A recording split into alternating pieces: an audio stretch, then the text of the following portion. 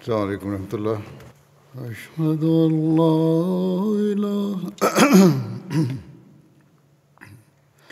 أش- أشهد أن لا إله إلا الله وحده لا شريك له وأشهد أن محمدا عبده ورسوله. أما بعد فأعوذ بالله من الشيطان الرجيم. بسم الله الرحمن الرحيم. الحمد لله رب العالمين الرحمن الرحيم مالك يوم الدين. إياك نعبد وإياك نستعين. اهدنا الصراط المستقيم صراط الذين أنعمت عليهم غير المغضوب عليهم ولا الضالين.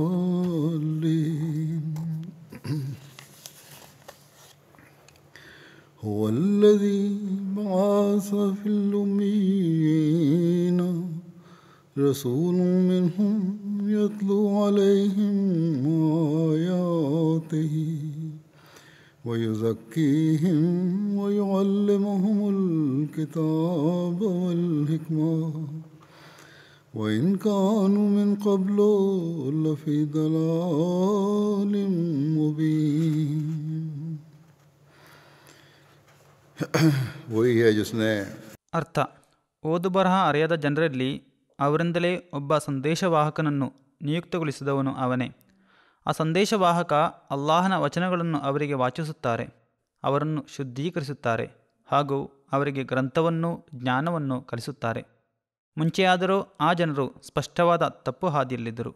ಅವರೊಂದಿಗೆ ಇಷ್ಟರವರೆಗೆ ಸೇರಿಲ್ಲದ ಅವರ ಪೈಕಿಯ ಇನ್ನೊಂದು ಜನತೆಯಲ್ಲೂ ಅವನು ಪ್ರತಾಪಶಾಲಿಯೂ ವಿವೇಕವಂತನೂ ಆಗಿದ್ದಾನೆ. ಕೆಲವು ದಿನಗಳ ಹಿಂದೆ ಮಾರ್ಚ್ 23 ಆಗಿತ್ತು. ಅಹ್ಮದಿಯಾ ಜಮಾತಿನ ಸ್ಥಾಪನೆಯಾದ ಮತ್ತು ಹಜರತ್ ಮಸೀಹುಲ್ ಇಸ್ಲಾಂ ಬಯ್ಯತ್ ಪಡೆದ ದಿನವಾದ ಕಾರಣ ಆ ದಿನವನ್ನು ಅಹ್ಮದಿಯಾ ಜಮಾತಿನಲ್ಲಿ ನೆನಪಿಡಲಾಗುತ್ತದೆ. ಆದ್ದರಿಂದ ಹಜರತ್ ಮಸೀಹುಲ್ ಇಸ್ಲಾಂರ ಆಗಮನದ ಉದ್ದೇಶ ಪವಿತ್ರ ಕುರಾನಿನ ಮತ್ತು ಹಜರತ್ ಪೈಗಂಬರ್ ಸಲ್ಲಲ್ಲಾಹು ಅಲೈಹಿ ವಸಲ್ಲಂರ ಭವಿಷ್ಯವಾಣಿಗಳ ಪ್ರಕಾರ ಧರ್ಮದ ಪುನರುದ್ಧಾರ ಮಾಡುವುದು ಹಾಗೂ ಇಸ್ಲಾಮಿನ ನೈಜ ಶಿಕ್ಷಣವನ್ನು ಲೋಕದಲ್ಲಿ ಜಾರಿಗೊಳಿಸುವುದಾಗಿದೆ ಎಂದು ಈ ದಿನ ಪ್ರತಿ ವರ್ಷ ನಮ್ಮನ್ನು ನೆನಪಿಸುವಂತಾಗಿರಬೇಕು. ಬಯ್ಯತ್ ಮಾಡಿದ್ದೇವೆ ಎಂದು ವಾದಿಸುವ ನಾವು ಸಹ ಈ ಮುಖ್ಯವಾದ ಕೆಲಸವನ್ನು ಈಡೇರಿಸಲು ನಮ್ಮ ಸಾಮರ್ಥ್ಯಗಳ ಪ್ರಕಾರ ಭಾಗಿಯಾಗಬೇಕು. ದಾರಿಗೆಟ್ಟ ಮನುಷ್ಯರ ಸಂಬಂಧ ಅಲ್ಲಾಹನೊಂದಿಗೆ ಜೋಡಿಸಬೇಕು ಹಾಗೂ ಅನ್ಯೋನ್ಯ ಹಕ್ಕುಗಳನ್ನು ಈಡೇರಿಸುವ ಕಡೆಗೆ ಜನರ ಗಮನವನ್ನು ಸೆಳೆಯಬೇಕು. ಇದಕ್ಕಾಗಿ ನಾವು ನಮ್ಮ ಸುಧಾರಣೆ ಮಾಡಬೇಕೆಂಬುದು ಸ್ಪಷ್ಟ. ಹೇಗಿದ್ದರೂ ಈಗ ನಾನು ಹಜರತ್ ಮಸೀಹುಲ್ ಇಸ್ಲಾಂರ ಕೆಲವು ಉಲ್ಲೇಖಗಳನ್ನು ನಿಮ್ಮ ಮುಂದಿರಿಸುತ್ತೇನೆ. ಅವುಗಳಲ್ಲಿ ಅವರ ಆಗಮನದ ಅವಶ್ಯಕತೆ, ಉದ್ದೇಶ ಹಾಗೂ ಮುಂಚಿತವಾಗಿ ನುಡಿಯಲಾದ ಪವಿತ್ರ ಕುರಾನಿನ ಮತ್ತು ಹಜರತ್ ಪೈಗಂಬರ್ ಸಲ್ಲಲ್ಲಾಹು ಅಲೈಹಿ ವಸಲ್ಲಂರ ಭವಿಷ್ಯವಾಣಿಗಳು ಹೇಗೆ ಈಡೇರಿದವು ಮತ್ತು ಈಡೇರುತ್ತಿವೆ ಎಂಬುದರ ಪ್ರಸ್ತಾಪ ಲಭಿಸುವುದು. ಅವುಗಳು ಹಜರತ್ ಮಸೀಹುಲ್ ಇಸ್ಲಾಂರ ಸತ್ಯತೆಯನ್ನು ಸಾಬೀತುಪಡಿಸುತ್ತವೆ. ಸಹಾಬರಲ್ಲಿ ಉಂಟಾದಂತಹ ಪರಿಶುದ್ಧ ಬದಲಾವಣೆಗಳು ಜಮಾತಿನಲ್ಲಿ ಉಂಟಾಗುವವು ಎಂದು ಹಜರತ್ ಮಸೀಹುಲ್ ಇಸ್ಲಾಮರು ಹೇಳಿದುದರ ಬಗ್ಗೆ ಸಹ ಪ್ರಸ್ತಾಪಿಸುವನು. ಸಹಾಬರು ದಾಟಿದಂತಹ ಮತ್ತು ಜಮಾತಿನ ವ್ಯಕ್ತಿಗಳು ಸಹ ದಾಟುತ್ತಿರುವಂತಹ ಕಷ್ಟತೆಗಳ ಬಗ್ಗೆ ಸಹ ಹಜರತ್ ಮಸೀಹುಲ್ ಇಸ್ಲಾಮರು ಹೇಳಿದ್ದರು. ಒಟ್ಟಿನಲ್ಲಿ ಒಂದು ಜಮಾತ್ ಎಂಬ ನೆಲೆಯಲ್ಲಿ ಪ್ರಗತಿ ಹೊಂದುತ್ತಿರಲು ಮತ್ತು ಅವನತಿ ಕಡೆಗೆ ಹೋಗುವಂತೆ ಆಗದಿರಲು ನಾವು ಸದಾ ಈ ಸಂಗತಿಗಳನ್ನು ಮುಂದಿರಿಸಬೇಕು. ಅವರು ತಮ್ಮ ಆಗಮನ ಮತ್ತು ಸತ್ಯತೆಯ ಬಗ್ಗೆ ಅಲ್ಲಾಹನನ್ನು ಸಾಕ್ಷಿಯನ್ನಾಗಿ ಮಾಡಿ ಘೋಷಿಸಿದ್ದರು. ಅದು ನಮ್ಮ ವಿಶ್ವಾಸಗಳನ್ನು ಸುದೃಢಗೊಳಿಸುತ್ತದೆ. ನಾವು ಈ ಸಂಗತಿಗಳನ್ನು ಮೆಲುಕು ಹಾಕುತ್ತಾ ಇದ್ದರೆ ಮತ್ತು ಸದಾ ಮುಂದುವರಿಸುತ್ತಾ ಇದ್ದರೆ ನಿಶ್ಚಯವಾಗಿಯೂ ಇವು ನಮ್ಮ ವಿಶ್ವಾಸವನ್ನು ವರ್ಧಿಸಲು ಕಾರಣವಾಗುವವು ಮತ್ತು ನಮ್ಮನ್ನು ನಮ್ಮ ಉದ್ದೇಶದ ಕಡೆಗೆ ಗಮನ ಸೆಳೆಯುತ್ತಾ ಇರುವವು.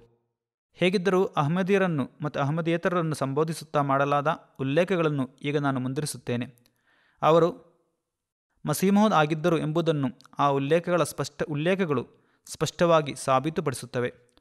ನಾನು ಪಠಿಸಿದ ಆಯತುಗಳನ್ನು ವಿವರಿಸುತ್ತಾ ಒಂದೆಡೆ ಹಜರತ್ ಮಸೀಹ್ ಮೌದ್ ಇಸ್ಲಾಂ ಹೇಳುತ್ತಾರೆ, ಈ ಆಯತಿನ ತಾತ್ಪರ್ಯವೇನೆಂದರೆ, ಜನರಿಗೆ ಅರಿವು ಮತ್ತು ಯುಕ್ತಿ ಇಲ್ಲವಾದಾಗ ಹಾಗೂ ಆತ್ಮವನ್ನು ಪರಿಪೂರ್ಣತೆಗೆ ತಲುಪಿಸುವ ಮತ್ತು ಮನುಷ್ಯರ ಆತ್ಮಗಳನ್ನು ಅರಿವು ಮತ್ತು ಕರ್ಮಪರವಾದ ಪರಿಪೂರ್ಣತೆಗೆ ತಲುಪಿಸುವ ತತ್ವಜ್ಞಾನ ಮತ್ತು ಧಾರ್ಮಿಕ ಜ್ಞಾನ ಕಾಣೆಯಾದಾಗ ಮತ್ತು ಜನರು ದುರ್ಮಾರ್ಗದಲ್ಲಿ ಮುಳುಗಿದ್ದಾಗ ಅಲ್ಲಾಹನು ಪ್ರವಾದಿಯನ್ನು ಕಳುಹಿಸಿದನು.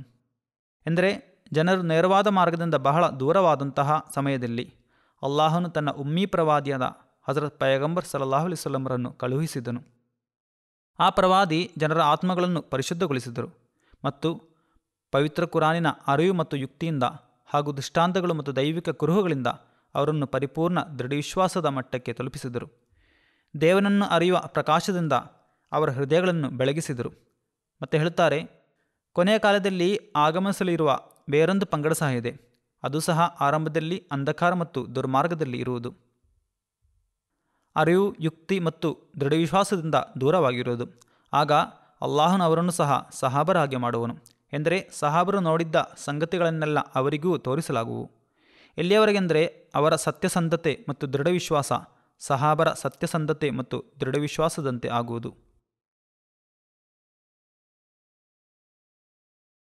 ಒಟ್ಟಿನಲ್ಲಿ ಹಜರತ್ ಮಸೀಹ್ ಮೌದ್ ಅಲೈಹಿಸ್ಸಲಾಮರನ್ನು ಬಯತ್ ಮಾಡಿಕೊಂಡು ಅವರ ಸತ್ಯತೆಯ ಬಗ್ಗೆ ನಮಗೆ ಇರಬೇಕಾದ ದೃಢವಿಶ್ವಾಸದ ಸ್ಥಿತಿ ಹೀಗಿರಬೇಕು. ಹಜರತ್ ಪೈಗಂಬರ್ ಸಲ್ಲಲ್ಲಾಹು ಅಲೈಹಿ ವಸಲ್ಲಮರ ಮೇಲೆ ಮತ್ತು ಇಸ್ಲಾಮಿನ ಸತ್ಯತೆ ಮೇಲೆ ಸಹಾಬರಿಗಿದ್ದಂತಹ ವಿಶ್ವಾಸ ಮತ್ತು ದೃಢತೆ ನಮಗಿರಬೇಕು. ಈಗ ಸಹಾಬರ ಜೀವಿತಗಳ ಬಗ್ಗೆ ಖುತಬಗಳನ್ನು ಸಹ ನಾನು ನೀಡುತ್ತಿದ್ದೇನೆ. ಬೇರೆ ಉದಾಹರಣೆಗಳು ನಮ್ಮ ಮುಂದಿವೆ. ಹಜರತ್ ಮಸೀಹ್ ಮೌದ್ ಇಸ್ಲಾಂ ಹೇಳುತ್ತಾರೆ, ಈ ಆಯತನ್ನು ವ್ಯಾಖ್ಯಾನಿಸುತ್ತಾ ಹಜರತ್ ಪೈಗಂಬರ್ ಸಲ್ಲಲ್ಲಾಹು ಅಲೈಹಿ ವಸಲ್ಲಂ ಸಲ್ಮಾನ್ ಫಾರ್ಸಿಯ ಭುಜದ ಮೇಲೆ ಕೈಯಿಟ್ಟುಕೊಂಡು ಹೀಗೆ ಹೇಳಿದ್ದಾಗಿ ಸಹಿಯಾದ ಹದೀಸಿನಲ್ಲಿದೆ.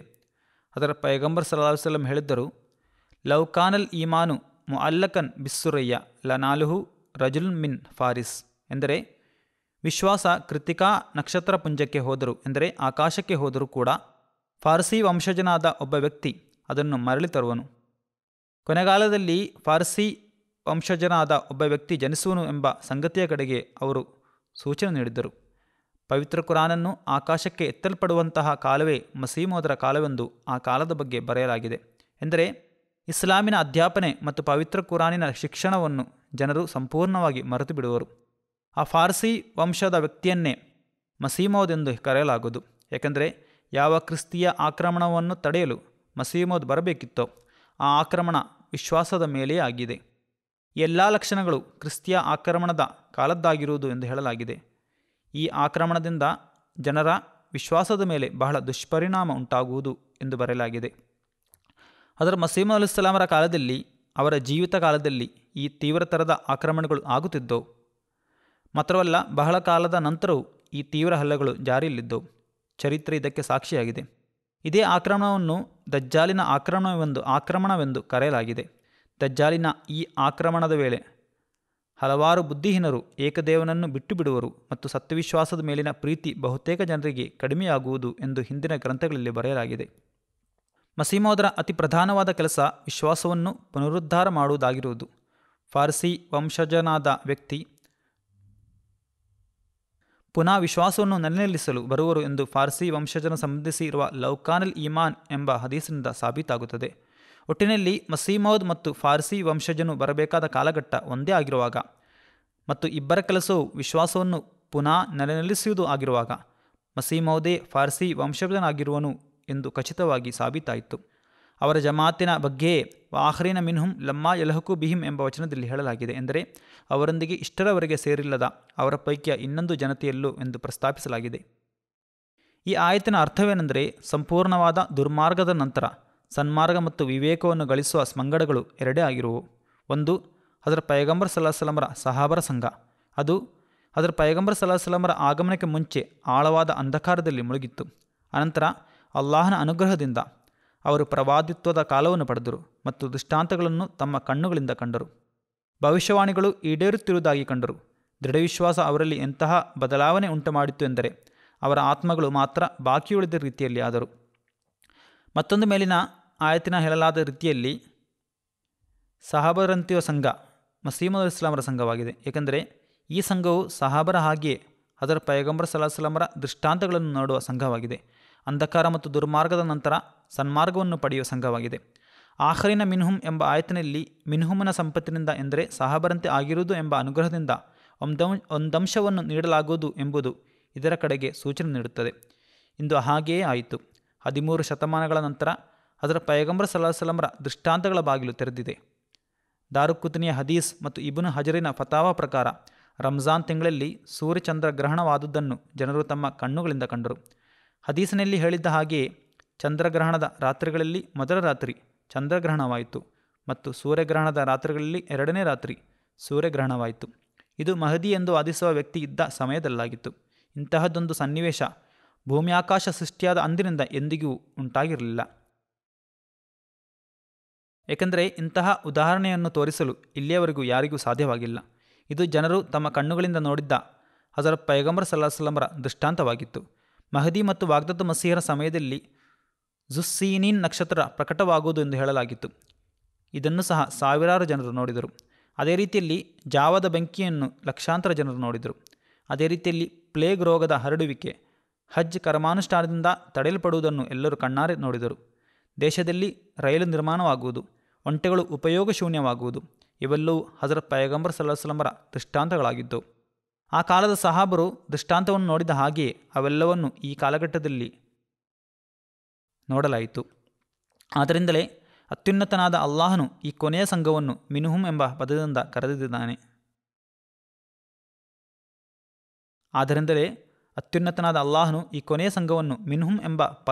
ಕರೆದಿದ್ದಾನೆ. ದೃಷ್ಟಾಂತವನ್ನು ನೋಡುವುದರಲ್ಲಿ ಆ ಸಂಘವು ಸಹಾಬರ ಹಾಗೆಯೇ ಆದ ಕಾರಣದಿಂದ ಹೀಗೆ ಕರೆಯಲಾಗಿದೆ. ಯೋಚಿಸಿ ನೋಡಿರಿ, 13 ಶತಮಾನದಿಂದ ಪ್ರವಾದಿತ್ವದ ಮಾರ್ಗದಲ್ಲಿರುವ ಇಂತಹ ಕಾಲಘಟ್ಟ ಯಾರಿಗೆ ಲಭಿಸಿದೆ? ನಮ್ಮ ಜಮಾತಿಗೆ ಹಲವು ಕಾರಣದಿಂದ ಸಹಾಬರೊಂದಿಗೆ ಹೋಲಿಕೆಯಿದೆ. ಸಹಾಬರು ನೋಡಿದ ರೀತಿಯಲ್ಲಿ ಅವರು ದೃಷ್ಟಾಂತಗಳನ್ನು ಕಾಣುತ್ತಾರೆ.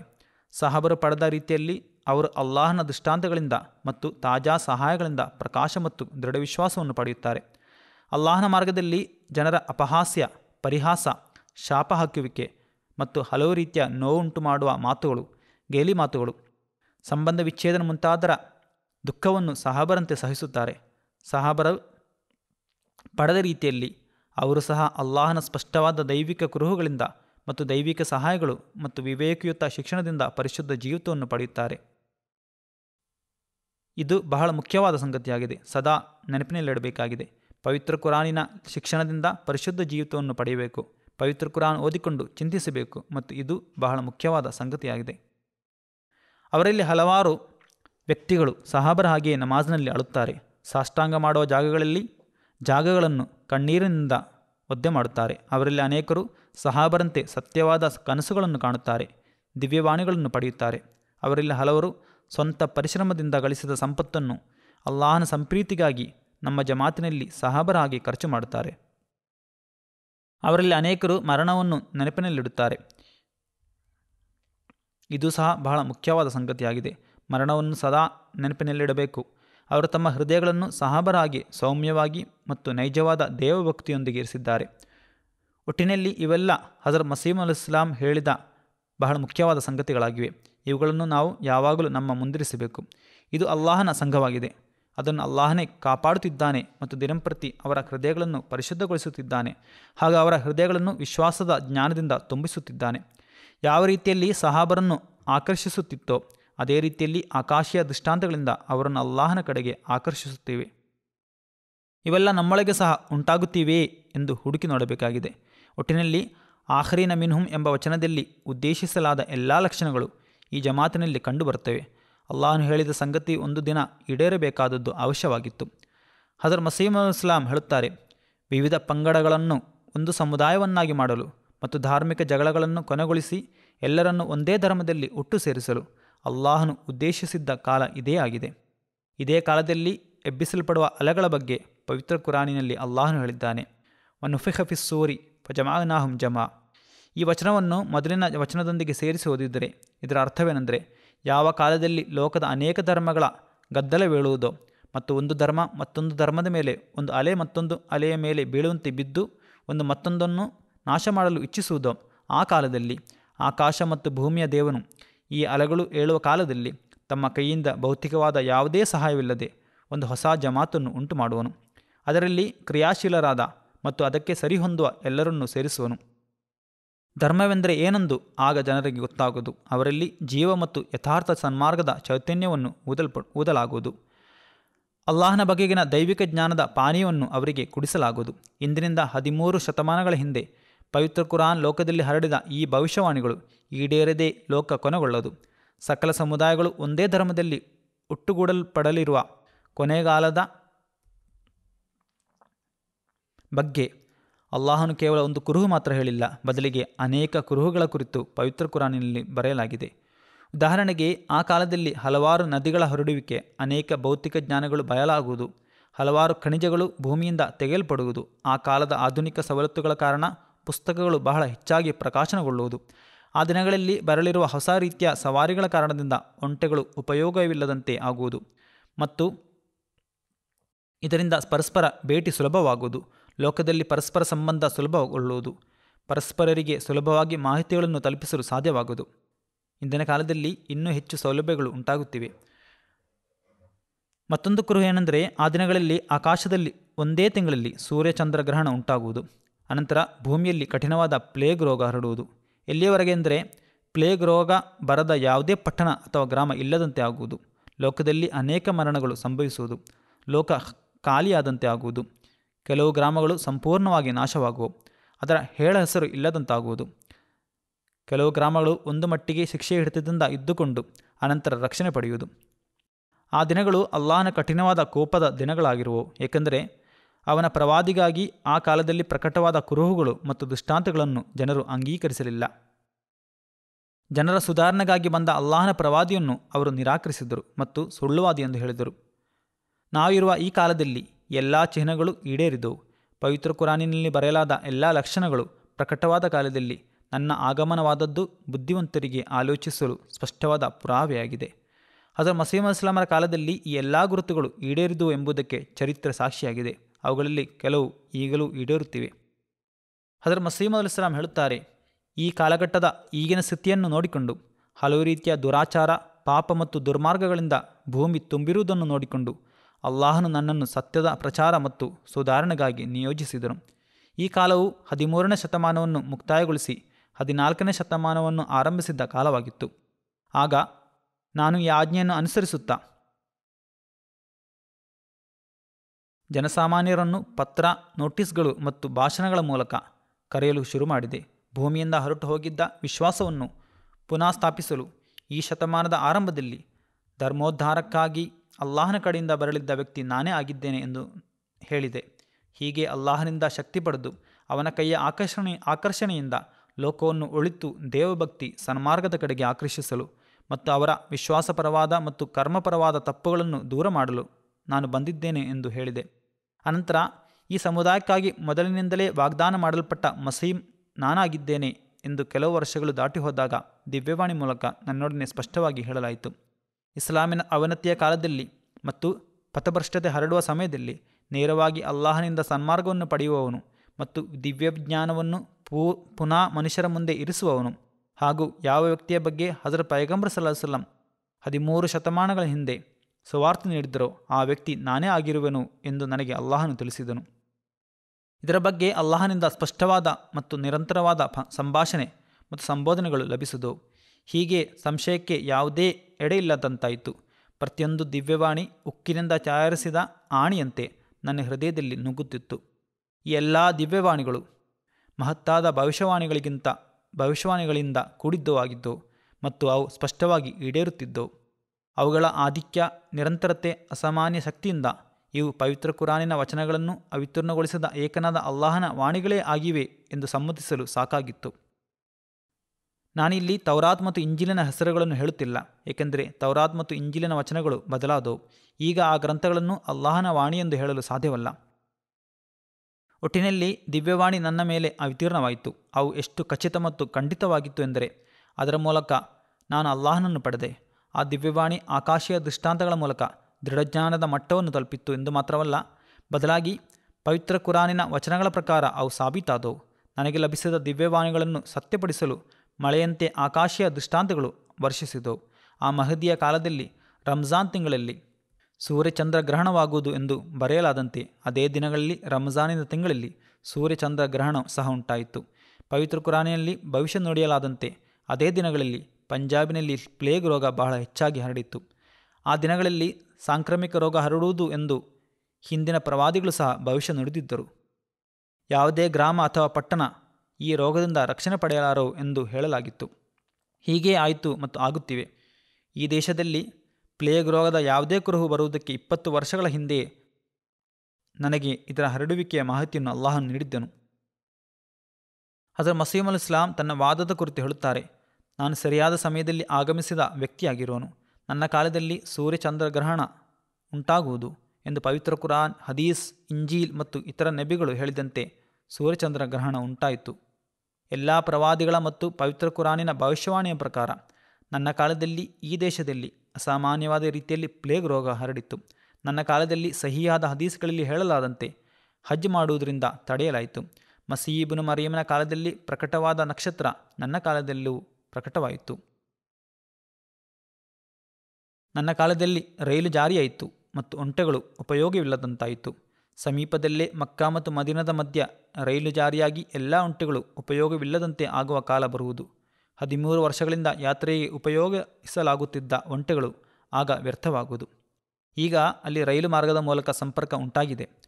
ಆ ಸಮಯದಲ್ಲಿ ಒಂಟೆಗಳ ಬಗ್ಗೆ ಲಾ ಯುತ್ರ ಕುನ್ನಲ್ ಕಲಾಸ ಫಲಾ ಯಸ್ ಅಲೇಹ ಎಂಬ ಸಹೀ ಮುಸ್ಲಿಮಿನಲ್ಲಿ ಬಂದ ಹದೀಸ್ ಈಡೇರುವುದು. ಎಂದರೆ ಮಸೀಹ್ ಮೌದರ ಕಾಲದಲ್ಲಿ ಒಂಟೆಗಳು ಉಪಯೋಗವಿಲ್ಲದಂತೆ ಆಗುವುದು ಮತ್ತು ಯಾರೂ ಅವುಗಳ ಮೇಲೆ ಯಾತ್ರೆ ಮಾಡಲಾರರು. ಯಾರ ಕೈಯಲ್ಲಿ 100 ದೃಷ್ಟಾಂತಗಳು ಪ್ರಕಟವಾಯಿತೋ ಆ ವ್ಯಕ್ತಿ ನಾನಾಗಿರುವನು. ದೃಷ್ಟಾಂತಗಳನ್ನು ತೋರಿಸುವುದರಲ್ಲಿ ನನ್ನೊಡನೆ ಹೋರಾಡಿ ಜಯಿಸಬಲ್ಲ ಯಾವನಾದರೂ ವ್ಯಕ್ತಿ ಭೂಮಿಯಲ್ಲಿದ್ದಾನೆಯೇ? ಇಲ್ಲಿಯವರೆಗೆ 2 ಲಕ್ಷಗಳಿಗಿಂತ ಅಧಿಕ ದೈವಿಕ ಕುರುಹುಗಳು ನನ್ನ ಕೈಗಳಿಂದ ಪ್ರಕಟವಾಗಿವೆ ಎಂದು ಯಾರ ಕೈಯಲ್ಲಿ ನನ್ನ ಜೀವವಿದೆಯೋ ಅವನ ಆಣೆ ಹಾಕಿಕೊಂಡು ನಾನು ಹೇಳುತ್ತೇನೆ. ಅದರ ಪೈಗಂಬರ್ ಸಲ್ಲಲ್ಲಾಹು ಅಲೈಹಿ ವಸಲ್ಲಂ ಬಂದು ನನ್ನ ಸತ್ಯತೆಯನ್ನು ರುಜುವಾತು ಮಾಡಿದ್ದಾಗಿ 10,000ದಷ್ಟು ಅಥವಾ ಅದಕ್ಕಿಂತ ಹೆಚ್ಚಿನ ಜನರು ಕನಸಿನಲ್ಲಿ ಕಂಡರು. ನಾನು ಅಲ್ಲಾಹನ ಕಡೆಯಿಂದ ಆಗಿರುವನು ಎಂದು 3-4 ಲಕ್ಷದಷ್ಟು ಶಿಷ್ಯರನ್ನು ಹೊಂದಿರುವ ಈ ದೇಶದ ಕೆಲವು ದೈವಿಕ ಜನರಿಗೆ ಕನಸಿನಲ್ಲಿ ತೋರಿಸಲಾಯಿತು. ಅವರಲ್ಲಿ ಕೆಲವರು ನನ್ನ ಆಗಮನಕ್ಕೆ 30 ವರ್ಷಗಳ ಹಿಂದೆಯೇ ಮೃತಪಟ್ಟಿದ್ದರು. ಉದಾಹರಣೆಗೆ, ಈಸಾ ಕಾದ್ಯಾನಿನಲ್ಲಿ ಜನಿಸಿದೆ ಮತ್ತು ಅವರು ಲುಧಿಯಾನಕ್ಕೆ ಬರುವರು ಎಂದು ಲುಧಿಯಾನದ ಗುಲಾಬ್ ಶಾ ಎಂಬವರು ಜಮಾಲ್ಪುರಿನ ಮಿಯಾ ಕರೀಂ ಬಕ್ಷರಿಗೆ ಮುಂಚಿತವಾಗಿ ತಿಳಿಸಿದ್ದರು. ಮಿಯಾ ಕರೀಂ ಬಕ್ಷ್ ಸಾಹೇಬರು ಒಬ್ಬ ಸಾತ್ವಿಕ ಏಕದೈವ ವಿಶ್ವಾಸಿಯಾದ ಒಬ್ಬ ವೃದ್ಧ ವ್ಯಕ್ತಿಯಾಗಿದ್ದರು. ಅವರು ಲುಧಿಯಾನದಲ್ಲಿ ನನ್ನನ್ನು ಭೇಟಿಯಾದರು ಮತ್ತು ಈ ಎಲ್ಲ ಭವಿಷ್ಯವಾಣಿಯನ್ನು ನನಗೆ ಹೇಳಿದರು. ಆದ್ದರಿಂದ ಮೌಲ್ವಿಗಳು ಅವರಿಗೆ ತುಂಬ ಕಷ್ಟವನ್ನು ಕೊಟ್ಟರು, ಆದರೆ ಅವರು ಅದರ ಪರಿವೆ ಮಾಡಲಿಲ್ಲ. ಈಸಾ ಇಬ್ನ್ ಮರಿಯಂ ಜೀವಂತವಾಗಿಲ್ಲ, ಮೃತಪಟ್ಟಿರುವರು, ಅವರು ಲೋಕಕ್ಕೆ ಮರಳಿ ಬರಲಾರರು ಎಂದು ಗುಲಾಬ್ ಶಾ ಹೇಳಿದ್ದಾಗಿ ಅವರು ನನ್ನೊಡನೆ ಹೇಳಿದರು. ಈ ಸಮುದಾಯಕ್ಕೆ ಮಿರ್ಜಾ ಗುಲಾಮ್ ಅಹ್ಮದ್ ಈಸಾ ಆಗಿರುವರು. ಅವರನ್ನು ಅಲ್ಲಾಹನು ತನ್ನ ವಿಧಿ ಮತ್ತು ಯುಕ್ತಿ ಪ್ರಕಾರ ಮೊದಲ ಈಸಾರಂತೆ ಮಾಡಿದ್ದಾನೆ. ಆಕಾಶದಲ್ಲಿ ಅವರ ಹೆಸರು ಈಸಾ ಎಂದು ಇರಿಸಲಾಗಿದೆ ಎಂದು ಅವರು ಹೇಳಿದರು. ಗುಲಾಬ್ ಶಾ ಹೇಳಿದರು, ಹೇ ಕರೀಂ ಬಕ್ಷ್, ಆ ಈಸಾ ಪ್ರಕಟವಾಗುವಾಗ ಮೌಲ್ವಿಗಳು ಬಹಳ ಕಠಿಣವಾದ ರೀತಿಯಲ್ಲಿ ಅವರನ್ನು ವಿರೋಧಿಸುವರು, ಆದರೆ ಅವರು ವಿಫಲವಾಗುವರು. ಪವಿತ್ರ ಕುರಾನಿನ ಬಗ್ಗೆ ಹೇಳಲಾಗುತ್ತಿರುವ ತಪ್ಪು ಸಂಗತಿಗಳನ್ನು ದೂರ ಮಾಡಲು ಮತ್ತು ಪವಿತ್ರ ಕುರಾನಿನ ಸರಿಯಾದ ಮುಖವನ್ನು ಲೋಕಕ್ಕೆ ತೋರಿಸಲು ಅವರು ಬರುವರು. ಈ ಶಿಷ್ಯನು ಆ ಈಸಾರನ್ನು ಕಾಣುವ ಕಾಲದವರೆಗೆ ಜೀವಂತವಾಗಿರುವರು ಎಂಬ ಸೂಚನೆಯು ಈ ಭವಿಷ್ಯವಾಣಿಯಲ್ಲಿ ಇತ್ತು. ಹಜರತ್ ಮಸೀಹ್ ಮೌದ್ ಸಲಾಂ ಹೇಳುತ್ತಾರೆ, ನೆನಪಿಡ್ರಿ, ಅಲ್ಲಾಹನ ಹೆಸರು ಗಫೂರ್ ಎಂದೂ ಇದೆ. ಹೀಗಿರುವಾಗ ಪಶ್ಚಾತ್ತಾಪ ಮಾಡುವವರನ್ನು ಅಲ್ಲಾಹನೇ ಕ್ಷಮಿಸದೇ ಇರುವನೇ? ಈ ರೀತಿಯ ತಪ್ಪುಗಳು ಸಮುದಾಯದಲ್ಲಿ ಉಂಟಾಗಿದೆ. ಈ ತಪ್ಪುಗಳಲ್ಲಿ ಒಂದು ಜಿಹಾದಿನ ಬಗ್ಗೆ ಇರುವ ತಪ್ಪಾದ ವಿಶ್ವಾಸ. ನನಗೆ ಅಚ್ಚರಿಯಾಗುತ್ತದೆ. ಜಿಹಾದ್ ಮಾಡುವುದು ಈಗ ನಿಷಿದ್ಧವೆಂದು ನಾನು ಹೇಳುವಾಗ ಜನರು ಕೋಪಗೊಳ್ಳುತ್ತಾರೆ. ರಕ್ತಸಿಕ್ತ ಮಹದಿಯ ಹದೀಸ್ಗಳು ಅಪಾಯಕಾರಿಯಾಗಿದೆ ಎಂದು ನೀವೇ ಸಮ್ಮತಿಸುತ್ತೀರಿ. ಮೌಲವಿ ಮೊಹಮ್ಮದ್ ಹುಸೇನ್ ಬಟಾಲವಿ ಈ ವಿಷಯದಲ್ಲಿ ಪುಸ್ತಕವನ್ನು ಬರೆದಿದ್ದಾರೆ. ಈ ಹದೀಸ್ ಅಪಾಯಕಾರಿ ಎಂದು ಸಮ್ಮತಿಸಿದ್ದಾರೆ. ಮಿಯಾ ನಜೀರ್ ಹುಸೇನ್ ದಹಲಿಯ ಅಭಿಪ್ರಾಯ ಸಹ ಇದೇ ಆಗಿದೆ. ಈಗ ಕೆಲವು ಪಂಡಿತರು ಇದೇ ಅಭಿಪ್ರಾಯವನ್ನು ಹೊಂದಿದ್ದಾರೆ. ಈ ಹದೀಸನ್ನು ಪ್ರಬಲವೆಂದು ಅವರು ಭಾವಿಸುವುದಿಲ್ಲ. ಹೀಗಿರುವಾಗ ನನ್ನನ್ನು ಸುಳ್ಳುಗಾರ ಎಂದು ಏಕೆ ಹೇಳಲಾಗುತ್ತದೆ? ಸತ್ಯವೇನೆಂದರೆ, ಜಗಳಗಳನ್ನು ಕೊನೆಗೊಳಿಸುವುದು ಮತ್ತು ಲೇಖನಿ, ದುವಾ ಮತ್ತು ವಿಶೇಷವಾದ ಕಾಳಜಿಯಿಂದ ಇಸ್ಲಾಮಿಗೆ ಮೇಲುಗೈ ಉಂಟಾಗುವಂತೆ ಮಾಡುವುದೇ ಮಸೀಹ್ ಮೌದರ ಕೆಲಸವಾಗಿದೆ. ಇಂದು ಅವರನ್ನು ನಂಬಿರುವ ನಮ್ಮ ಕೆಲಸವು ಲೇಖನಿ, ದುವಾ ಮತ್ತು ಶ್ರದ್ಧೆಯಾಗಿವೆ. ಜನರಿಗೆ ಈ ಸಂಗತಿ ಮನವರಿಕೆಯಾಗುವುದಿಲ್ಲ ಮತ್ತು ಭೌತಿಕತೆಯ ಕಡೆಗೆ ಇರುವಂತಹ ಗಮನ ಧರ್ಮದ ಕಡೆಗೆ ಇಲ್ಲವೆಂಬುದು ದುಃಖಕರ. ನಾವು ಸಹ ನಮ್ಮ ಸ್ಥಿತಿಗತಿಗಳ ಬಗ್ಗೆ ಅವಲೋಕಿಸಬೇಕು. ನಂಬಿದ ನಂತರ ನಮ್ಮ ಗಮನ ಪುನಃ ಲೋಕದ ಕಡೆಗೆ ಬಹಳವಾಗಿ ಹೋಗುತ್ತಿದೆಯೇ ಎಂದು ನೋಡಬೇಕು. ಹಜರತ್ ಮಸೀಹ್ ಮೌದ್ ಇಸ್ಲಾಂ ಹೇಳುತ್ತಾರೆ, ಲೋಕದ ಮಾಲಿನ್ಯ ಮತ್ತು ಕೊಳಕಿನಲ್ಲಿ ಮುಳುಗಿಕೊಂಡು ಪವಿತ್ರ ಕುರಾನಿನ ಪರಿಜ್ಞಾನವನ್ನು ಪಡೆಯಬಹುದು ಎಂದು ಹೇಗೆ ಪ್ರತೀಕ್ಷೆ ಇರಿಸಲು ಸಾಧ್ಯ? ಲಾ ಯಮುಸ್ಸುಹುಲ್ ಮುತಹರೂನ್ ಎಂದು ಪವಿತ್ರ ಕುರಾನಿನಲ್ಲಿ ಸ್ಪಷ್ಟವಾಗಿ ಬರೆಯಲಾಗಿದೆ. ಎಂದರೆ ಪರಿಶುದ್ಧರಲ್ಲದವರು ಅದರ ಅರ್ಥವನ್ನು ಅರಿಯಲಾರರು. ನನ್ನ ಆಗಮನದ ಉದ್ದೇಶವೇನೆಂಬ ಸಂಗತಿಯನ್ನು ಮನಸಾರೆ ಕೇಳಿರಿ. ಇಸ್ಲಾಮಿನ ಪುನರುದ್ಧಾರ ಮತ್ತು ಸಹಾಯ ಮಾಡುವುದೇ ನನ್ನ ಆಗಮನದ ಉದ್ದೇಶವಾಗಿದೆ. ಹೊಸ ಶರಿಯತ್ ಅಥವಾ ಹೊಸ ಆದೇಶ ನೀಡಲು ಬಂದಿದ್ದೇನೆ ಎಂದು ಇದರಿಂದ ಅರ್ಥ ಮಾಡಿಕೊಳ್ಳಬಾರದು. ಅಥವಾ ಹೊಸ ಗ್ರಂಥ ಅವತೀರ್ಣವಾಗುವುದು ಎಂದಲ್ಲ ಇದರ ಅರ್ಥ. ಖಂಡಿತವಲ್ಲ. ಹೀಗೆ ಚಿಂತಿಸುವವನು ನನ್ನ ಪ್ರಕಾರ ದಾರಿಗೆಟ್ಟವನು ಮತ್ತು ಅಧರ್ಮಿಯಾಗಿರುವವನು. ಹಜರತ್ ಪೈಗಂಬರ್ ಸಲ್ಲಲ್ಲಾಹು ಅಲೈಹಿ ವಸಲ್ಲಮರ ಆಗಮನದೊಂದಿಗೆ ಶರಿಯತ್ ಮತ್ತು ಪ್ರವಾದಿತ್ವ ಕೊನೆಗೊಂಡಿದೆ. ಈಗ ಹೊಸ ಶರಿಯತ್ ಬರಲಿಕ್ಕಿಲ್ಲ. ಪವಿತ್ರ ಕುರಾನ್ ಖಾತಮುಲ್ ಕುತುಬ್ ಆಗಿದೆ. ಇದರಲ್ಲಿ ಒಂದು ಚುಕ್ಕಿಯನ್ನು ಕೂಡ ಹೆಚ್ಚು ಕಮ್ಮಿ ಮಾಡಲು ಎಡೆಯಿಲ್ಲ. ಆದರೆ ಹಜರತ್ ಪೈಗಂಬರ್ ಸಲ್ಲಲ್ಲಾಹು ಅಲೈಹಿ ವಸಲ್ಲಮರ ಅನುಗ್ರಹಗಳು, ವರದಾನಗಳು, ಪವಿತ್ರ ಕುರಾನಿನ ಶಿಕ್ಷಣ ಮತ್ತು ನಿರ್ದೇಶನದ ಫಲಗಳು ಕೊನೆಗೊಂಡಿಲ್ಲ. ಅವು ಪ್ರತಿ ಕಾಲದಲ್ಲೂ ತಾಜಾವಾಗಿ ಇರುವುದು.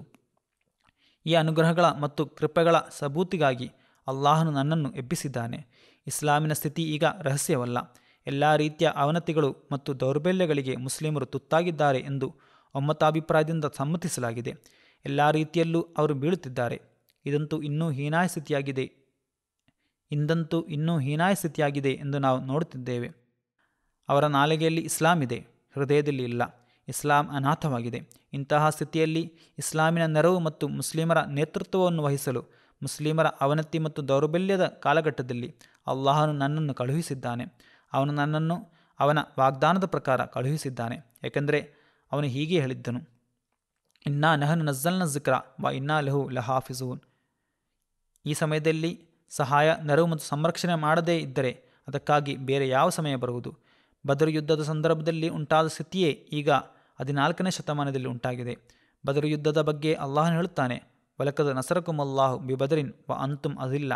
ಎಂದರೆ ಬದರ್ ಯುದ್ಧದಲ್ಲಿ ನೀವು ದುರ್ಬಲರಾಗಿದ್ದಾಗ ಅಲ್ಲಾಹನು ನಿಮ್ಮ ನೆರವಿಗೆ ಬಂದನು. ಇದರಲ್ಲೂ ಸತ್ಯದಲ್ಲಿ ಒಂದು ಭವಿಷ್ಯವಾಣಿ ಇದೆ. ಎಂದರೆ 14ನೇ ಶತಮಾನದಲ್ಲಿ ಇಸ್ಲಾಂ ದುರ್ಬಲಗೊಳ್ಳುವಾಗ ಅಲ್ಲಾಹನ ಸಂರಕ್ಷಣೆಯ ವಾಗ್ದಾನ ಪ್ರಕಾರ ಅದರ ಸಹಾಯವನ್ನು ಅಲ್ಲಾಹನು ಮಾಡುವನು. ಹೀಗಿರುವಾಗ ಅಲ್ಲಾಹನು ಇಸ್ಲಾಮಿನ ಸಂರಕ್ಷಣೆ ಮತ್ತು ಸಹಾಯ ಮಾಡುವಾಗ ನೀವು ಏಕೆ ಅಚ್ಚರಿಗೊಳ್ಳುತ್ತೀರಿ? ವಿರೋಧಿಗಳ ಕೊಳಕು ಮಾತಿನ ಬಗ್ಗೆ ಪ್ರಸ್ತಾಪಿಸುತ್ತಾ ಹಜರತ್ ಮಸೀಹ್ ಮೌದ್ ಇಸ್ಲಾಂ ಹೇಳುತ್ತಾರೆ, ನನ್ನನ್ನು ದಜ್ಜಾಲ್ ಮತ್ತು ಕಜ್ಜಾಬ್ ಎಂದು ಕರೆಯುವುದರಿಂದ ಮತ್ತು ನನ್ನ ಮೇಲೆ ದೋಷಾರೋಪಗಳನ್ನು ಹೊರಿಸುವುದರಿಂದ ನನಗೆ ದುಃಖವಿಲ್ಲ. ಹಿಂದಿನ ಪ್ರವಾದಿಗಳೊಂದಿಗೆ ವರ್ತಿಸಿದ ರೀತಿ ನನ್ನೊಂದಿಗೆ ಕೂಡ ಖಂಡಿತ ಆಗಲೇಬೇಕಿತ್ತು. ನಮ್ಮ ನೇತಾರ ಮತ್ತು ಸರದಾರರಾದ ಹಜರತ್ ಪೈಗಂಬರ್ ಸಲ್ಲಲ್ಲಾಹು ಅಲೈಹಿ ವಸಲ್ಲಮರ ಹಾದಿಯಲ್ಲಿ ಬಂದಿದ್ದ ವಿಪತ್ತುಗಳು ಮತ್ತು ಕಷ್ಟತೆಗಳ ಒಂದಂಶ ಕೂಡ ನನಗೆ ಬಂದಿಲ್ಲ. ಅದರ ಉದಾಹರಣೆ ಬೇರೆ ಯಾವ ಪ್ರವಾದಿಗಳ ಚರಿತ್ರೆಯಲ್ಲೂ ಕಾಣಲು ಸಾಧ್ಯವಲ್ಲ. ಹಜರತ್ ಪೈಗಂಬರ್ ಸಲ್ಲಲ್ಲಾಹು ಅಲೈಹಿ ವಸಲ್ಲಂ ಇಸ್ಲಾಮಿಗಾಗಿ ಸಹಿಸಿದ ದುಃಖದ ಬಗ್ಗೆ ಬರೆಯಲು ಹೇಳಲು ಸಾಧ್ಯವಲ್ಲ. ಅವರೆಂತಹ ಮಹೋನ್ನತರಾದ ಪ್ರವಾದಿಯಾಗಿದ್ದರು ಎಂದು ಇದರಿಂದಲೇ ಗೊತ್ತಾಗುತ್ತದೆ. ಅಲ್ಲಾಹನ ಸಹಾಯ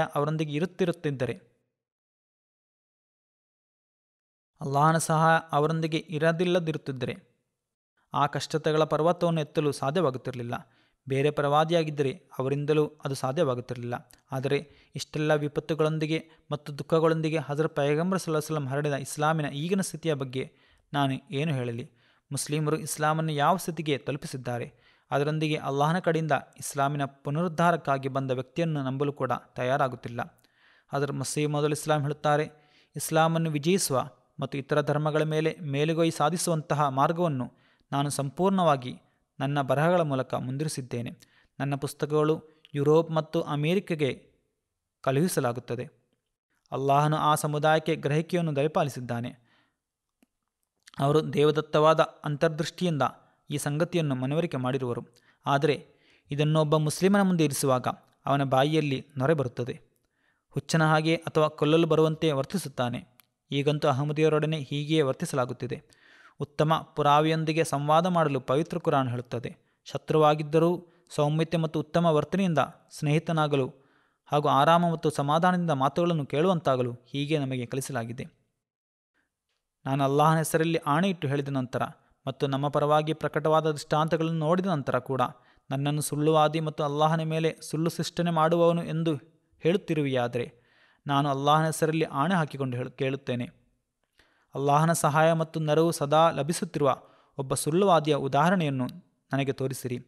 ನಾನು ಸತ್ಯವಂತನಾಗಿದ್ದೇನೆ ಎಂದು ನಾನು ಅಲ್ಲಾಹನ ಆಣೆ ಹಾಕಿಕೊಂಡು ಹೇಳುತ್ತೇನೆ. ಅಲ್ಲಾಹನ ಸಹಾಯ ಹಜರತ್ ಮಸೀಹ್ ಮೌದ್ ಇಸ್ಲಾಮರೊಂದಿಗೆ ಇದೆ ಎಂಬುದಕ್ಕೆ ಇಂದು ಲೋಕದಲ್ಲಿ ಹರಡಿರುವ ಅಹ್ಮದಿಯ ಜಮಾತ್ ಒಂದು ಸ್ಪಷ್ಟವಾದ ಪುರಾವೆಯಲ್ಲವೇ? ಅಲ್ಲಾಹನು ಪ್ರತಿಯೊಂದು ವ್ಯವಹಾರ ಮತ್ತು ವಿಪತ್ತಿನಲ್ಲಿ ನನಗೆ ನೆರವು ನೀಡುತ್ತಾನೆ ಮತ್ತು ಲಕ್ಷಾಂತರ ಜನರ ಹೃದಯಗಳಲ್ಲಿ ನನ್ನ ಮೇಲಿನ ಪ್ರೀತಿಯನ್ನು ಅಲ್ಲಾಹನು ಉಂಟು ಮಾಡಿದ್ದಾರೆ.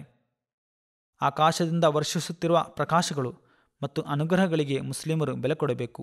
ಸಮಯಕ್ಕೆ ಸರಿಯಾಗಿ ಅವರಿಗೆ ನೆರವು ಲಭಿಸಿರುವ ಕಾರಣ ಅಲ್ಲಾಹನಿಗೆ ಕೃತಜ್ಞತೆ ಅರ್ಪಿಸಬೇಕು. ಆದರೆ ಅವರು ಅಲ್ಲಾಹನ ಅನುಗ್ರಹಕ್ಕೆ ಬೆಲೆ ಕೊಡುವುದಿಲ್ಲವಾದರೆ ಅಲ್ಲಾಹನು ಅವರನ್ನು ಪರಿವೆ ಮಾಡುವವನಲ್ಲ, ಅವನು ಅವನ ಕೆಲಸವನ್ನು ಮಾಡುತ್ತಿರುವವನು. ಆದರೆ ಈ ಜನರು ದುಃಖಿಸುವರು. ಇತರ ಧರ್ಮಗಳನ್ನು ಅಳಿಸಲು ಮತ್ತು ಇಸ್ಲಾಮಿಗೆ ವಿಜಯ ಮತ್ತು ಶಕ್ತಿ ನೀಡಲು ಅಲ್ಲಾಹನು ನಿರ್ಧಾರ ಮಾಡಿದ್ದಾನೆ ಎಂದು ನಾನು ಬಹಳ ಶಕ್ತವಾಗಿ ಪರಿಪೂರ್ಣ ದೃಢವಿಶ್ವಾಸ ಮತ್ತು ಅಂತರ್ದೃಷ್ಟಿಯಿಂದ ಹೇಳುತ್ತಿದ್ದೇನೆ. ಈಗ ಅಲ್ಲಾಹನ ನಿರ್ಧಾರವನ್ನು ಎದುರಿಸುವ ಯಾವುದೇ ಕೈ ಅಥವಾ ಶಕ್ತಿ ಇಲ್ಲ. ನೆನಪಿಡಿರಿ, ಅಲ್ಲಾಹನು ನನ್ನ ಮೂಲಕ ನಿಮಗೆ ಈ ಮಾಹಿತಿಯನ್ನು ನೀಡುತ್ತಿದ್ದಾನೆ. ನಾನು ನನ್ನ ಸಂದೇಶವನ್ನು ತಲುಪಿಸಿದ್ದೇನೆ. ಈಗ ಅದನ್ನು ಕೇಳುವುದು ಕೇಳದಿರುವುದು ನಿಮಗೆ ಬಿಟ್ಟದ್ದು. ಹಜರತ್ ಈಸಾ ಅಲೈಹಿಸ್ಸಲಾಂ ಮೃತಪಟ್ಟಿರುವರು ಎಂಬುದು ಸತ್ಯವಾದ ಸಂಗತಿಯಾಗಿದೆ. ಬರಬೇಕಿದ್ದ ವಾಗ್ದತ್ತ ಮಸೀಹ್ ನಾನೇ ಆಗಿದ್ದೇನೆ ಎಂದು ನಾನು ಅಲ್ಲಾಹನ ಹೆಸರಲ್ಲಿ ಆಣೆ ಹಾಕಿಕೊಂಡು ಹೇಳುತ್ತಿದ್ದೇನೆ. ಈಸಾರ ಮರಣದಲ್ಲೇ ಇಸ್ಲಾಮಿನ ಜೀವಿತವಿದೆ ಎಂಬುದು ಸಹ ಖಚಿತವಾದ ಸಂಗತಿಯಾಗಿದೆ. ಅಲ್ಲಾಹನು ದಿನಂಪ್ರತಿ ವಿವಿಧ ರೀತಿಯ ದೃಷ್ಟಾಂತಗಳನ್ನು ತೋರಿಸಿ ನನ್ನ ಮೂಢರಾದ ವಿರೋಧಿಗಳನ್ನು ಅಪಮಾನಿತರನ್ನಾಗಿ ಮಾಡುತ್ತಿದ್ದಾನೆ. ನಾನು ಅಲ್ಲಾಹನ ಆಣೆ ಹಾಕಿಕೊಂಡು ಹೇಳುತ್ತೇನೆ, ಅಲ್ಲಾಹನು ಇಬ್ರಾಹಿಮರೊಡನೆ ಮಾತನಾಡಿದ ಹಾಗೆ ಇಸ್ಹಾಕ್, ಇಸ್ಮಾಯಿಲ್, ಯಾಕೂಬ್, ಯೂಸುಫ್, ಮೂಸಾ ಮತ್ತು ಮಸೀಬ್ನ ಮರಿಯಂ ಅಲಿಸ್ಲಾಮರೊಡನೆ ಸಂಭಾಷಣೆ ನಡೆಸಿದ ಹಾಗೆಯೇ ಎಲ್ಲರಿಗಿಂತ ನಂತರ ನಮ್ಮ ಹಜರತ್ ಪೈಗಂಬರ್ ಸಲ್ಲಲ್ಲಾಹು ಅಲೈಹಿ ವಸಲ್ಲಮರೊಂದಿಗೆ ಅತ್ಯಂತ ಪ್ರಕಾಶಪೂರಿತ ಮತ್ತು ಪರಿಶುದ್ಧ ದಿವ್ಯವಾಣಿಯನ್ನು ಅವಿತೀರ್ಣಗೊಳಿಸಿದ ಹಾಗೆ ಅಲ್ಲಾಹನು ನನಗೂ ಸಹ ಅಲ್ಲಾಹನೊಂದಿಗೆ ಸಂಭಾಷಣೆ ನಡೆಸುವ ಸೌಭಾಗ್ಯವನ್ನು ದಯಪಾಲಿಸಿದನು. ಆದರೆ ಈ ಸೌಭಾಗ್ಯ ನನಗೆ ಹಜರತ್ ಪೈಗಂಬರ್ ಸಲ್ಲಲ್ಲಾಹು ಅಲೈಹಿ ವಸಲ್ಲಮರನ್ನು ಅನುಸರಿಸಿದ ಕಾರಣದಿಂದ ಲಭಿಸಿತ್ತು. ನಾನು ಹಜರತ್ ಪೈಗಂಬರ್ ಸಲ್ಲಲ್ಲಾಹು ಅಲೈಹಿ ವಸಲ್ಲಮರ ಸಮುದಾಯದವನಾಗಿರದಿರುತ್ತಿದ್ದರೆ ಮತ್ತು ಹಜರತ್ ಪೈಗಂಬರ್ ಸಲ್ಲಲ್ಲಾಹು ಅಲೈಹಿ ವಸಲ್ಲಮರನ್ನು ಅನುಸರಿಸದೇ ಇರುತ್ತಿದ್ದರೆ ಲೋಕದ ಎಲ್ಲ ಪರ್ವತಗಳಿಗೆ ಸಮವಾಗಿ ನನ್ನ ಸತ್ಕರ್ಮಗಳು ಇರುತ್ತಿದ್ದರೂ ಎಂದಿಗೂ ಅಲ್ಲಾಹನೊಂದಿಗೆ ಮಾತುಕತೆ ಮತ್ತು ಸಂಭಾಷಣೆ ನಡೆಸುವ ಸೌಭಾಗ್ಯವನ್ನು ನಾನು ಪಡೆಯುತ್ತಿರಲಿಲ್ಲ. ಏಕೆಂದರೆ ಮುಹಮ್ಮದಿ ಪ್ರವಾದಿತ್ವದ ಹೊರತುಪಡಿಸಿ ಬಾಕಿ ಎಲ್ಲ ಪ್ರವಾದಿತ್ವಗಳು ಮುಚ್ಚಲ್ಪಟ್ಟಿವೆ. ಶರಿಯತ್ ತರುವ ಯಾವುದೇ ನಬಿ ಬರಲು ಸಾಧ್ಯವಲ್ಲ. ಶರಿಯತ್ ಇಲ್ಲದೆ ನಬಿ ಬರಬಹುದು. ಆದರೆ ಪ್ರವಾದಿಯಾಗಿ ಬರುವ ವ್ಯಕ್ತಿ ಹಜರತ್ ಪೈಗಂಬರ್ ಸಲ್ಲಲ್ಲಾಹು ಅಲೈಹಿ ವಸಲ್ಲಮರ ಸಮುದಾಯದವರಾಗಿರಬೇಕು, ಉಮ್ಮತಿಯಾಗಿರಬೇಕು. ಆದ್ದರಿಂದ ಈ ಆಧಾರದಲ್ಲಿ ನಾನು ಉಮ್ಮತಿ ಮತ್ತು ನಬಿ ಆಗಿರುವನು. ನನ್ನ ನಬುವತ್ ಎಂದರೆ ಅಲ್ಲಾಹನೊಡನೆ ಸಂಭಾಷಣೆ ಸೌಭಾಗ್ಯ ಹಜರತ್ ಪೈಗಂಬರ್ ಸಲ್ಲಲ್ಲಾಹು ಅಲೈಹಿ ವಸಲ್ಲಮರ ಪ್ರವಾದಿತ್ವದ ಒಂದು ನೆರಳಾಗಿದೆ. ಅದಲ್ಲದೆ ನನ್ನ ಪ್ರವಾದಿತ್ವ ಏನೂ ಅಲ್ಲ. ಅದೇ ಮುಹಮ್ಮದಿ ಪ್ರವಾದಿತ್ವ ನನ್ನಲ್ಲಿ ಪ್ರಕಟವಾಗಿದೆ. ನಾನು ಉಮ್ಮತಿ ಮತ್ತು ಕೇವಲ ನೆರಳಿನಂತೆ ಆಗಿರುವುದರಿಂದ ಇದರಿಂದ ಹಜರತ್ ಪೈಗಂಬರ್ ಸಲ್ಲಲ್ಲಾಹು ಅಲೈಹಿ ವಸಲ್ಲಮರ ಗೌರವಕ್ಕೆ ಯಾವುದೇ ಧಕ್ಕೆ ಉಂಟಾಗಲಾರದು. ನನ್ನೊಡನೆ ಅಲ್ಲಾಹನು ಮಾತುಕತೆ ನಡೆಸುತ್ತಾನೆ ಎಂಬುದು ಖಚಿತವಾದ ಸಂಗತಿಯಾಗಿದೆ. ಇದರ ಬಗ್ಗೆ ನಾನು ಒಂದು ಕ್ಷಣಕ್ಕೂ ಸಂಶಯಪಟ್ಟರೆ ನಾನು ಕಾಫಿರಾಗುವನು. ಸೂರ್ಯನನ್ನು ಮತ್ತು ಅದರ ಪ್ರಕಾಶವನ್ನು ನೋಡಿಕೊಂಡು ಯಾರೂ ಅದು ಸೂರ್ಯ ಮತ್ತು ಪ್ರಕಾಶವೆಂಬುದರ ಬಗ್ಗೆ ಯಾವುದೇ ಸಂಶಯವನ್ನು ಹೊಂದದ ಹಾಗೆಯೇ ನಾನು ನನಗೆ ಅವನು ಅವತೀರ್ಣಗೊಳಿಸಿರುವ ದಿವ್ಯವಾಣಿಯ ಬಗ್ಗೆ ಸಂಶಯ ಪಡುವುದಿಲ್ಲ. ಅಲ್ಲಾಹನ ಗ್ರಂಥವನ್ನು ನಂಬುವಂತೆ ನಾನು ಅವುಗಳನ್ನು ಸಹ ನಂಬುತ್ತೇನೆ. ಅಲ್ಲಾಹನು ನನ್ನನ್ನು ಯಾವ ಕೆಲಸಕ್ಕಾಗಿ ಕಳುಹಿಸಿರುವನು ಅದೇನೆಂದರೆ ಅಲ್ಲಾಹನ ಮತ್ತು ಸೃಷ್ಟಿಗಳ ಸಂಬಂಧದಲ್ಲಿ ಉಂಟಾದ ಮಾಲಿನ್ಯವನ್ನು ದೂರ ಮಾಡಿಕೊಂಡು ಪ್ರೀತಿ ಮತ್ತು ನಿಷ್ಠೆಯ ಸಂಬಂಧವನ್ನು ಪುನಃ ಸ್ಥಾಪಿಸುವುದಾಗಿದೆ. ಸತ್ಯದ ಪ್ರಕಟಣೆಯಿಂದ ಧಾರ್ಮಿಕ ಯುದ್ಧಗಳನ್ನು ಕೊನೆಗೊಳಿಸಿ ಮೈತ್ರಿ ಸಂಧಾನದ ಬುನಾದಿ ಹಾಕುವುದಾಗಿದೆ. ಲೋಕದ ಕಣ್ಣುಗಳಿಂದ ಮರೆಯಾಗಿರುವ ಧಾರ್ಮಿಕ ಸತ್ಯವನ್ನು ಬಯಲುಗೊಳಿಸುವುದಾಗಿದೆ. ಸ್ವಾರ್ಥದ ಅಂಧಕಾರದಲ್ಲಿ ಹುದುಗಿರುವ ಆಧ್ಯಾತ್ಮಿಕತೆಯ ಮಾದರಿಯನ್ನು ತೋರಿಸುವುದಾಗಿದೆ ಮತ್ತು ಪರಿಶುದ್ಧ ಮತ್ತು ಪ್ರಕಾಶಮಯವಾದ ಏಕದೇವ ವಿಶ್ವಾಸವನ್ನು ಪುನಃ ಸ್ಥಾಪಿಸುವುದಾಗಿದೆ. ಇವೆಲ್ಲವೂ ನನ್ನ ಶಕ್ತಿಯಿಂದಲ್ಲ, ಬದಲಿಗೆ ಆಕಾಶ ಮತ್ತು ಭೂಮಿಯ ದೇವನಾದ ಅಲ್ಲಾಹನ ಶಕ್ತಿಯಿಂದ ಆಗುವು. ಅಲ್ಲಾಹನು ನನ್ನನ್ನು ನಿಯೋಜಿಸಿದ ನಂತರ ಲೋಕದಲ್ಲಿ ಒಂದು ಮಹತ್ತಾದ ಬದಲಾವಣೆಯನ್ನು ಅಲ್ಲಾಹನು ಮಾಡಿರುವುದನ್ನು ನಾನು ನೋಡುತ್ತಿದ್ದೇನೆ. ಹಜರತ್ ಈಸಾರನ್ನು ದೇವನೆಂದು ಹೇಳುವ ಅಮೆರಿಕ ಮತ್ತು ಯುರೋಪಿನ ಜನರಲ್ಲಿ ಕೆಲವು ಅನ್ವೇಷಕರು ಸ್ವತಃ ಈ ವಿಶ್ವಾಸವನ್ನು ಕೈಬಿಡುತ್ತಿದ್ದಾರೆ. ತಂದೆ ತಾತಂದಿರ ಕಾಲದಿಂದ ವಿಗ್ರಹಗಳನ್ನು ಪೂಜಿಸುತ್ತಾ ಬಂದಿರುವ ಸಮುದಾಯದ ಜನರಿಗೆ ಈಗ ವಿಗ್ರಹದಿಂದ ಏನೂ ಪ್ರಯೋಜನವಿಲ್ಲವೆಂದು ಗೊತ್ತಾಗಿದೆ. ಅವರೆಲ್ಲರೂ ಏಕದೇವನ ಸಮೀಪಕ್ಕೆ ತಲುಪಿದ್ದಾರೆ. ಕೆಲವೇ ಕಾಲಗಳಲ್ಲಿ ಅಲ್ಲಾಹನ ಅನುಗ್ರಹದಿಂದ ಅವನ ವಿಶೇಷವಾದ ಸಹಾಯದಿಂದ ಈ ಜನರು ಏಕದೇವನ ಸಮಾಧಾನದ ಭವನದಲ್ಲಿ ಪ್ರವೇಶಿಸುವರು ಎಂದು ನಾನು ಪ್ರತೀಕ್ಷಿಸುತ್ತೇನೆ.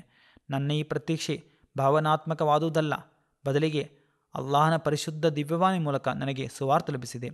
ಎಲ್ಲ ವಿವಿಧ ಸಮುದಾಯಗಳು ಒಂದು ದಿನ ಒಂದು ಸಮುದಾಯವಾಗುವುದು.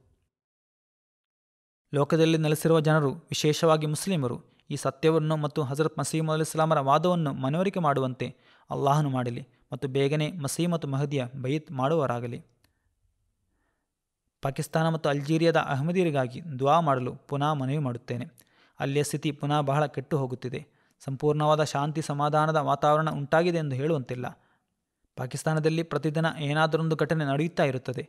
ಅದೇ ರೀತಿಯಲ್ಲಿ ಅಲ್ಜೀರಿಯಾದಲ್ಲೂ ಅಲ್ಲಿಯ ಸರ್ಕಾರದ ಕೆಲವು ಅಧಿಕಾರಿಗಳ ಉದ್ದೇಶಗಳು ಸರಿಯಲ್ಲವೆಂದು ತೋರುತ್ತದೆ. ಪುನಃ ಮೊಕದ್ದಮೆಗಳನ್ನು ಮಾಡಲು ಬಯಸುತ್ತಿದ್ದಾರೆ. ಅಲ್ಲಾಹನು ಪಾಕಿಸ್ತಾನದ, ಅಲ್ಜೀರಿಯಾದ ಮತ್ತು ಲೋಕದ ಪ್ರತಿ ದೇಶದಲ್ಲಿ ಪ್ರತಿಯೊಬ್ಬ ಅಹಮದಿಯನ್ನು ತನ್ನ ಸಂರಕ್ಷಣೆಯಲ್ಲಿ ಇರಿಸಲಿ. ಅಹಮದಿಯರು ಸಹ ಹಿಂದಿಗಿಂತ ಹೆಚ್ಚಾಗಿ ಅಲ್ಲಾಹನ ಕಡೆಗೆ ಬಾಗಲು ಗಮನ ಹರಿಸಬೇಕು. ಅಲ್ಲಾಹನಿಗೆ ಸಲ್ಲಬೇಕಾದ ಹಕ್ಕುಗಳನ್ನು ಮತ್ತು ಜನರ ಹಕ್ಕುಗಳನ್ನು ಈಡೇರಿಸುವವರಾಗಬೇಕು. ತಮ್ಮ ಸ್ಥಿತಿಗತಿಗಳನ್ನು ಉತ್ತಮಗೊಳಿಸಬೇಕು ಮತ್ತು ಅಲ್ಲಾಹನೊಂದಿಗೆ ವಿಶೇಷವಾದ ಸಂಬಂಧವನ್ನು ಸ್ಥಾಪಿಸುವವರಾಗಬೇಕು. ಅಲ್ಲಾಹ ನಮಗೆಲ್ಲರಿಗೂ ಅದರ ಸೌಭಾಗ್ಯ ನೀಡಲಿ.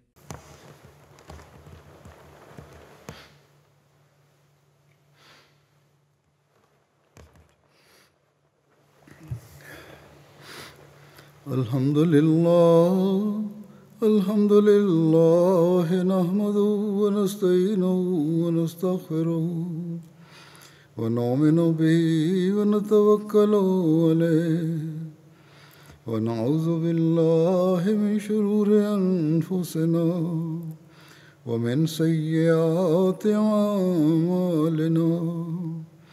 ಮನ್ ಯಹ್ದಿಹಿಲ್ಲಾಹು ಫಲಾ ಮುದಿಲ್ಲ ಲಹು ومن يضلل فلا هادي له ونشهد أن لا إله إلا الله ونشهد أن محمدا عبده ورسوله.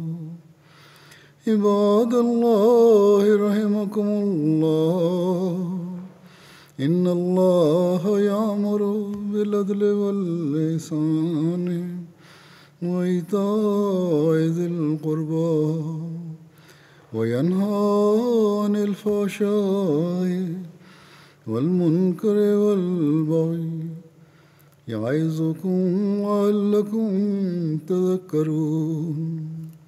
اذكروا الله يذكركم وادعوه يستجب لكم ولذكر الله أكبر.